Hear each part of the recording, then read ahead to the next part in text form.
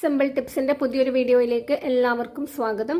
ഞാനിന്നിവിടെ വന്നിട്ടുള്ളത് നല്ല ടേസ്റ്റ് ആയിട്ടുള്ള ഒരു പുട്ടിൻ്റെ റെസിപ്പി ആയിട്ടാണ് കേട്ടോ. അപ്പോൾ നമുക്കിത് കഴിക്കാൻ വേണ്ടിയിട്ട് സെപ്പറേറ്റ് ഒരു കറിയുടെ ഒന്നും ആവശ്യമില്ല. നല്ല രുചിയായിട്ട് നമുക്ക് തയ്യാറാക്കി എടുക്കാൻ പറ്റും.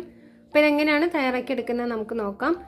ഇതിന് വേണ്ടിയിട്ട് ഞാനിവിടെ 250 ml മെഷറിംഗ് കപ്പിനകത്ത് 1 കപ്പ് അളവിൽ പുട്ടുപൊടി എടുത്തിട്ടുണ്ട്. ഇതിലേക്ക് പാകത്തിന് ഉപ്പ് ചേർത്തെടുത്തു. ഇനി ഒരു 1.5 ടേബിൾ സ്പൂൺ അളവിൽ നെയ്യാണ് ചേർത്ത് കൊടുത്തിട്ടുള്ളത്. നെയ്യ് നിർബന്ധമായിട്ട് ചേർത്ത് കൊടുക്കുക. നെയ്യ് ചേർത്ത് കൊടുക്കുമ്പം പുട്ടിന് നല്ലൊരു രുചിയായിരിക്കും. അപ്പോൾ നെയ്യും കൂടെ ചേർത്തിട്ട് നന്നായിട്ട് ഇതൊന്ന് മിക്സ് ചെയ്ത് കൊടുത്തിട്ടുണ്ട്.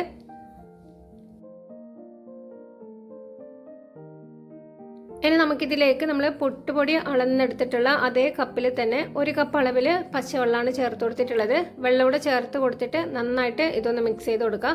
അപ്പോൾ നമ്മൾ എടുക്കുന്ന പുട്ടുപൊടിക്ക് അനുസരിച്ചിട്ടാണ് കേട്ടോ വെള്ളം ചേർത്ത് കൊടുക്കുന്നത്. ചില പുട്ടുപൊടിക്കാണെങ്കിൽ വെള്ളം കൂടുതലായിട്ട് ആവശ്യം വരും, ചില പുട്ടുപൊടിക്ക് അത്രയും വെള്ളം ആവശ്യമായിട്ട് വരില്ല. അത് നോക്കിയിട്ട് നമ്മൾ വെള്ളം ഒഴിച്ച് കൊടുത്തിട്ട് ഞാനിത് അങ്ങോട്ട് മാറ്റി വെച്ചിട്ടുണ്ട്. കുറച്ച് കഴിഞ്ഞിട്ട് നമുക്ക് തുറന്ന് നോക്കാം കേട്ടോ. അപ്പോൾ ആ ഒരു സമയത്തേക്ക് ഞാനിവിടെ ഒരു പാനിലേക്ക് 1 ടേബിൾ സ്പൂൺ അളവിൽ വെളിച്ചെണ്ണ എടുത്തിട്ടുണ്ട്. വെളിച്ചെണ്ണയ്ക്ക് പകരം നിങ്ങൾക്ക് ബട്ടറോ നെയ്യോ യൂസ് ചെയ്യാം. ഇനി അതിലേക്ക് ഞാനിവിടെ പനീർ ചെറുതായിട്ട് കട്ട് ചെയ്തിട്ട് അതോടെ ചേർത്ത് കൊടുത്തിട്ടുണ്ട്. നമുക്ക് പനീർ ചെറിയ പീസായിട്ട് കട്ട് ചെയ്തെടുത്താൽ മതി കേട്ടോ, ഒരുപാട് വലിപ്പം വേണ്ട. ഇനി ഞാനിതിലേക്ക് ഒരു നുള്ളു ഉപ്പും അതേപോലെ തന്നെ ഒരു 1/4 ടീസ്പൂൺ അളവിൽ മഞ്ഞൾപ്പൊടിയും അതേ അളവിൽ തന്നെ കാശ്മീരി ചില്ലി പൗഡർ കൂടെ ചേർത്ത് കൊടുത്തിട്ടുണ്ട്. ഇനി കാശ്മീരി ചില്ലി പൗഡർ ഇല്ലെങ്കിൽ നോർമൽ ചില്ലി പൗഡർ ചേർത്ത് കൊടുക്കാം. ഒരു ചെറിയൊരു അളവിൽ കുരുമുളക് പൊടി കൂടെ ചേർത്ത് കൊടുത്തിട്ടുണ്ട്. ഇനി നമുക്കിത് നന്നായിട്ടൊന്ന് ഡ്രൈ ആക്കി എടുക്കണം, ഒന്ന് നല്ല രീതിയിലൊന്ന് ഫ്രൈ ചെയ്തെടുക്കാം കേട്ടോ. അപ്പോൾ ഈ ഒരു പനീറിൻ്റെ വെള്ളമൊക്കെ വറ്റിയിട്ട് ഈ ഒരു പരുവമാകുമ്പോൾ നമുക്കിതിങ്ങ് ഇറക്കി മാറ്റി വെക്കാം, മറ്റൊരു പ്ലേറ്റിലോട്ട് മാറ്റി കൊടുക്കാം കേട്ടോ. പിന്നെ നല്ലതായിട്ട് കട്ടിയാവുമൊന്നും വേണ്ട, ഈ ഒരു വെള്ളം വറ്റിയിട്ട് നല്ലൊരു ഡ്രൈ ആയിട്ട് കിട്ടുന്ന സമയം വരെ മാത്രം ഒന്ന് ഫ്രൈ ചെയ്തെടുത്താൽ മതി. അപ്പോൾ അത് ഞാനൊരു പ്ലേറ്റിലോട്ട് അങ്ങോട്ട് മാറ്റിയിട്ട് ഇതിലേക്ക് 1 ടേബിൾ സ്പൂൺ അളവിലും കൂടെ വെളിച്ചെണ്ണ ഒഴിച്ച് കൊടുത്തിട്ടുണ്ട്. ഇനി നമുക്കിത് വളരെ നൈസായിട്ട് കട്ട് ചെയ്തെടുത്തിട്ടുള്ള സവാളയാണിത്. ഇതൊന്ന് ഫ്രൈ ചെയ്തെടുക്കാം. നമ്മൾ ബിരിയാണിക്കൊക്കെ ഫ്രൈ ചെയ്ത് കോരുന്നത് പോലെ ഒന്ന് ഫ്രൈ ചെയ്ത് കോരി എടുക്കാം കേട്ടോ. അപ്പോൾ അതൊക്കെ എല്ലാവർക്കും അറിയാവുന്ന കാര്യം കൊണ്ടാണ് ഞാൻ ഡീറ്റെയിൽ ആയിട്ട് കാണിക്കാതിരുന്നിട്ടുള്ളത്. അപ്പോൾ അത് മാറ്റിയിട്ട് അതേ പാനിൽ തന്നെ 1 ടേബിൾ സ്പൂൺ അളവോളം നെയ്യാണ് എടുത്തിട്ടുള്ളത്. ഇനി ഇതിലേക്ക് കുറച്ച് കാഷ്യൂ എടുത്തിട്ട് അതും കൂടെ ഒന്ന് ഫ്രൈ ചെയ്തെടുക്കുന്നുണ്ട്. അപ്പോൾ അതും ഞാൻ ഫ്രൈ ചെയ്ത് ഒരു പാത്രത്തിലോട്ട് അങ്ങോട്ട് മാറ്റി വെച്ചിട്ടുണ്ട് കേട്ടോ. ഇനി നമുക്ക് കാഷ്യൂ ഫ്രൈ ചെയ്തെടുത്തിട്ടുള്ള ആ ഒരു നെയ്യുടെ കൂടെ തന്നെ 1 ടേബിൾ സ്പൂൺ അളവിൽ വെളിച്ചെണ്ണ കൂടെ ചേർത്ത് കൊടുത്തിട്ടുണ്ട്. ഇനി നിങ്ങൾക്ക് അതിൻ്റെ ഒപ്പം നെയ്യ് തന്നെയാണ് ചേർക്കേണ്ടെങ്കിൽ നെയ്യ് തന്നെ ചേർത്ത് കൊടുക്കാം. എന്നിട്ട് ഞാനിവിടെ 2 സവാള ചെറുതായിട്ട് കട്ട് ചെയ്തിട്ട് അതും അതിൻ്റെ ഒപ്പം തന്നെ 1 സ്റ്റെം കറിവേപ്പില കൂടെ ചേർത്ത് കൊടുത്തിട്ടുണ്ട്. എന്നിട്ട് നമുക്ക് ഹൈ ടു മീഡിയം ഫ്ലെയിമിൽ വെച്ചിട്ട് നന്നായിട്ട് ഇതൊന്ന് വഴറ്റിയെടുക്കണം. അപ്പോൾ ഈ വഴറ്റിയെടുക്കുന്നതിൻ്റെ ഒപ്പം തന്നെ നമുക്ക് 1 ടേബിൾ സ്പൂൺ അളവിൽ ഇഞ്ചി വെളുത്തുള്ളി പേസ്റ്റാണ് ഞാൻ ചേർത്ത് കൊടുത്തിട്ടുള്ളത്. പിന്നെ അതിൻ്റെ കൂടെ തന്നെ ഇങ്ങനെ മല്ലിയിലയുടെ തണ്ടാണ് കേട്ടോ ചേർത്ത് കൊടുത്തിരിക്കുന്നത്. അപ്പോൾ നമുക്കിത് എന്തായാലും മല്ലിയുടെ ആവശ്യമുണ്ട്. അപ്പോൾ ഇല കട്ട് ചെയ്ത് മാറ്റിയിട്ട് അതിൻ്റെ തണ്ട് ചെറുതായിട്ട് കട്ട് ചെയ്തിട്ട് അതോടെ ചേർത്ത് കൊടുക്കാം. എന്നിട്ട് ഒരല്പം ഉപ്പ് കൂടെ ചേർത്തിട്ട് നന്നായിട്ടൊന്ന് വഴറ്റിയെടുക്കണം. ഈ ഒരു പരുവം വരെ നമുക്കൊന്ന് വഴറ്റിയെടുക്കാം. ഇനി ഞാനിതിലേക്ക് കുറച്ച് പൊടികൾ ചേർത്ത് കൊടുക്കുന്നുണ്ട്. 1 ടേബിൾ സ്പൂൺ അളവിൽ ചിക്കൻ മസാലപ്പൊടിയും അതേപോലെ തന്നെ ഒരു 1/4 ടീസ്പൂൺ അളവിൽ മഞ്ഞൾപ്പൊടി, 1 ടേബിൾ സ്പൂൺ അളവിൽ ചില്ലി പൗഡർ, സാധാരണ ചില്ലി പൗഡറാണ് ചേർത്തിട്ടുള്ളത്. അതിൻ്റെ ഒപ്പം തന്നെ ഒരു 1/4 ടേബിൾ സ്പൂൺ അളവിൽ കാശ്മീരി ചില്ലി പൗഡറും 1/2 ടേബിൾ സ്പൂൺ അളവിൽ കുരുമുളക് പൊടിയും കൂടെ ചേർത്തിട്ട് നന്നായിട്ട് ലോ ഫ്ലെയിമിലിട്ടിട്ട് ഇതിൻ്റെ ഒരു പച്ച ചുവയൊക്കെ മാറുന്നത് വരെ നന്നായിട്ടൊന്ന് വഴറ്റി കൊടുക്കാം. നല്ല രീതിയിൽ ഒന്ന് വഴറ്റിയെടുത്തിട്ടുണ്ട് കേട്ടോ. അതിനുശേഷം നമുക്കിതിലേക്ക് നന്നായിട്ട് പഴുത്തിട്ടുള്ള ഒരു വലിയൊരു തക്കാളി ചെറുതായിട്ട് കട്ട് ചെയ്തിട്ട് അതോടെ ചേർത്ത് കൊടുത്തിട്ടുണ്ട്. അപ്പോൾ നല്ല പഴുത്തിട്ടുള്ള തക്കാളി തന്നെ എടുത്താലേ നല്ല ടേസ്റ്റ് ഉണ്ടാവുള്ളൂ കേട്ടോ ഇത്. അപ്പോൾ നല്ല പഴുത്തിട്ടുള്ള അത്യാവശ്യം വലിപ്പമുള്ള തക്കാളി തന്നെ എടുക്കുക. എന്നിട്ട് അതുകൂടെ ചേർത്തിട്ട് നന്നായിട്ടൊന്ന് വഴറ്റി കൊടുത്തിട്ടുണ്ട്. ഇനി നമുക്കിതിലേക്ക് ഒരല്പം വെള്ളം ഒഴിച്ചു കൊടുക്കണം.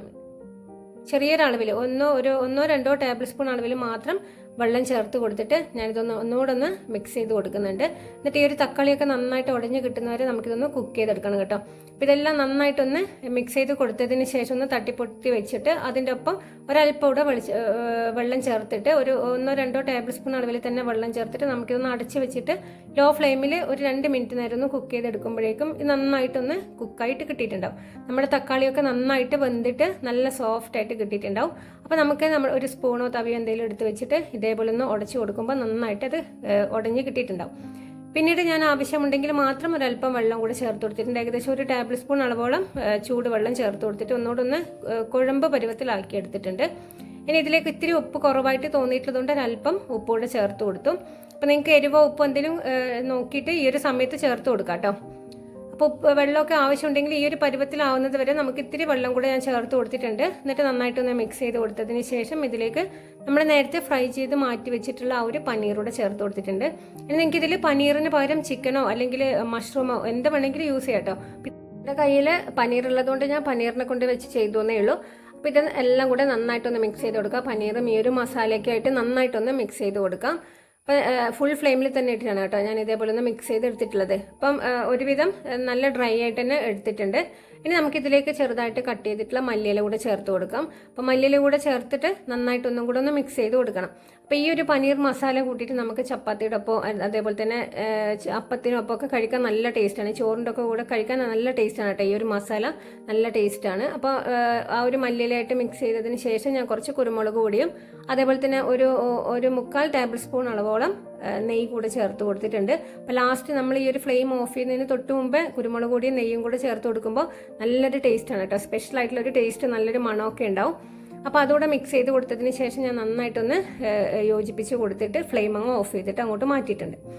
അപ്പോൾ അതങ്ങോട്ട് മാറ്റിയിട്ട് ഞാനിവിടെ നമ്മൾ നേരത്തെ നനച്ച് വെച്ചിട്ടുള്ള പുട്ടിൻ്റെ പൊടിയാണ് എടുത്തേക്കുന്നത്. ഇതിപ്പോൾ പാകത്തിന് നമുക്ക് റെഡി ആയിട്ട് കിട്ടിയിട്ടുണ്ട്. നമ്മൾ നേരത്തെ നല്ല പോലെ വെള്ളമൊക്കെ ഒഴിച്ചിട്ട് വെച്ചിട്ടുള്ള പുട്ടുപൊടിയായിരുന്നു. അപ്പോൾ ഇപ്പോൾ എനിക്ക് കറക്റ്റായിട്ട് കിട്ടിയിട്ടുണ്ട്. അപ്പോൾ ഞാൻ നേരത്തെ പറഞ്ഞിട്ടുള്ളത് പോലെ നമ്മുടെ ഓരോ പുട്ടുപൊടിക്ക് അനുസരിച്ചിട്ട് പുട്ടുപൊടിയുടെ വെള്ളത്തിൻ്റെ അളവ് വ്യത്യസ്തമായിരിക്കും. അത് നോക്കിയിട്ട് മാത്രം നിങ്ങൾ ചേർത്ത് കൊടുക്കുക കേട്ടോ. ഇനി ഇത് ഞാൻ നല്ല പോലെ ഒന്ന് കൈവച്ചിട്ട് ഒന്നുകൂടെ ഒന്ന് മിക്സ് ചെയ്തെടുത്തിട്ടുണ്ട്. ഇനി നമുക്ക് ഇതിലേക്ക് ചേർത്ത് കൊടുക്കാനുള്ളത്, ഞാൻ ആദ്യം ഒരു സ്റ്റെം കറിവേപ്പില ചെറുതായിട്ട് കട്ട് ചെയ്തിട്ട് അത് ചേർത്ത് കൊടുത്തു. ഇതിൻ്റെ ഒപ്പം തന്നെ ഒരല്പം മല്ലിയില കൂടെ ചേർത്ത് കൊടുത്തിട്ടുണ്ട്. മല്ലിയില കുറച്ച് മാത്രമേ ചേർത്ത് കൊടുത്തിട്ടുള്ളൂ. പിന്നെ നമുക്ക് ഇതിൻ്റെ കൂടെ ചേർത്ത് കൊടുക്കാനുള്ളത് നമ്മൾ നേരത്തെ ഫ്രൈ ചെയ്ത് മാറ്റി വെച്ചിട്ടുള്ള കാഷ്യൂ, അതേപോലെ തന്നെ കുറച്ച് സവാളയും.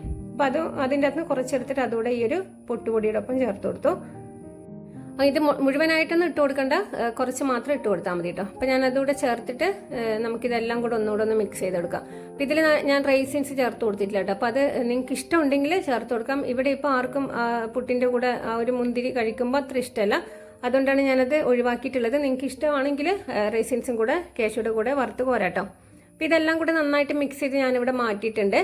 ഇനി ഇതിൻ്റെ ഒപ്പം ഞാനിവിടെ കുറച്ച് തേങ്ങ ചിരകിയത് എടുത്ത് വെച്ചിട്ടുണ്ട്. നമ്മുടെ ബിരിയാണി പുട്ടിനൊപ്പം കുറച്ച് തേങ്ങ കൂടെ വേണം. അതേപോലെ തന്നെ നെയ്യ്, നമ്മൾ നേരത്തെ തയ്യാറാക്കി വെച്ചിട്ടുള്ള ഈ ഒരു മസാല, പനീർ മസാല. അപ്പോൾ അത് ഞാനിവിടെ വെക്കാൻ കുറച്ച് സ്ഥലം ഒരു പ്രശ്നമുള്ളത് കൊണ്ട് ഞാൻ അങ്ങോട്ട് മാറ്റിയിട്ടുണ്ട്. പിന്നെ ഇതിൻ്റെ ഒപ്പം ഞാൻ എടുത്തേക്കുന്നത് നമ്മുടെ നേരത്തെ ഫ്രൈ ചെയ്ത് വെച്ചിട്ടുള്ള ഈ ഒരു സവാളയും അതിൻ്റെ ഒപ്പം കാഷ്യൂം മിക്സ് ചെയ്തിട്ട് തന്നെ എടുത്ത് വെച്ചിട്ടുണ്ട്. അപ്പോൾ ഇത്രയും കാര്യങ്ങൾ എടുത്ത് വെച്ചതിന് ശേഷം ഞാനിവിടെ പുട്ടിൻ്റെ ചില്ല് പുട്ടുകുറ്റിയിലോട്ട് ഇട്ട് കൊടുത്തിട്ട് നമ്മൾ സാധാരണ പുട്ടുണ്ടാക്കുന്ന പോലെ ഒരല്പം തേങ്ങ ഇട്ട് കൊടുത്തു. എന്നിട്ട് അതിൻ്റെ മുകളിലായിട്ട് നമ്മുടെ പനീറിൻ്റെ മസാല ഇട്ട് കൊടുത്തിട്ടുണ്ട്. അതിങ്ങനെ നിരത്തി വെച്ച് കൊടുക്കാം കേട്ടോ. അപ്പോൾ ഒരുപാട് വെച്ച് കൊടുക്കണമെന്നില്ല. ഞാനിപ്പോൾ ഏകദേശം ഒരു 2-2.5 സ്പൂൺ അളവിലാണ് വെച്ച് കൊടുത്തിട്ടുള്ളത്. എന്നിട്ട് അതിൻ്റെ മുകളിൽ നമ്മൾ സാധാരണ പുട്ടൊക്കെ ഉണ്ടാക്കുന്ന പോലെ തന്നെ പുട്ടുപൊടി ഇട്ട് കൊടുത്തിട്ടുണ്ട്. ഒരു 2 സ്പൂൺ അളവിൽ 2-2.5 സ്പൂൺ അളവിൽ പുട്ടുപൊടി ചേർത്ത് കൊടുക്കുക. ഇതൊക്കെ നമ്മൾ സാധാരണ പുട്ടുണ്ടാക്കുന്ന പോലെ തന്നെ കേട്ടോ. ഇനി ഒരു പുട്ടുപൊടി ഇട്ട് കൊടുത്തതിന് ശേഷം ഒരു ടേബിൾ സ്പൂൺ അളവിൽ നെയ്യ് ആ പുട്ടിൻ്റെ മുകളിലായിട്ടൊന്ന് ഒഴിച്ചു കൊടുത്തിട്ടുണ്ട്. എന്നിട്ട് അതിൻ്റെ മുകളിൽ കുറച്ച് ആ ഒരു കാഷ്യൂം അതേപോലെ തന്നെ ഫ്രൈ ചെയ്തിട്ടുള്ള ഒനിയനും കൂടെ ഇട്ട് കൊടുത്തിട്ടുണ്ട്. ചെറിയ അളവിൽ മതി കേട്ടോ, ഒരുപാടൊന്നും വേണ്ട, ചെറിയ അളവിൽ മാത്രം ഇട്ട് കൊടുക്കുക.